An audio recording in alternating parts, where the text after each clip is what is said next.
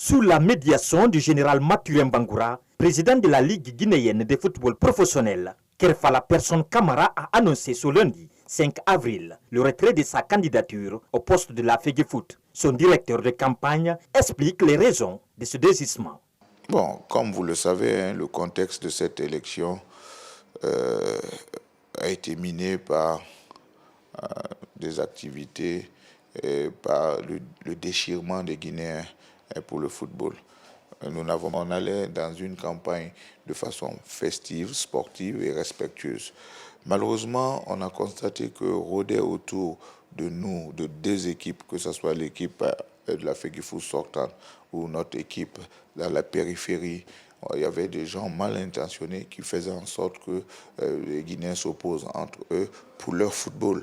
Selon certaines indiscrétions, il aurait été proposé à KPC d'être le premier vice-président de cette instance du football guinéen. Le Senguilao apporte des précisions.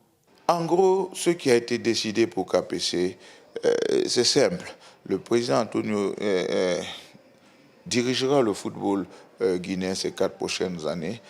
KPC met à la disposition du président ses ressources, que ce soit son programme de société, que ce soit ses ressources humaines, quitte au président Antonio de les utiliser à bon escient pour le bien de notre football. C'est ça, grosso modo.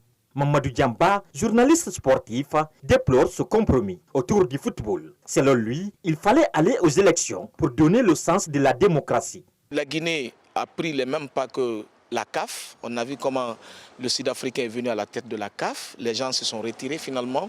Et il n'y avait pas de vainqueur, il n'y avait pas d'engouement. Moi, je pense que c'est un peu déplorable de mon côté. Moi, je voudrais...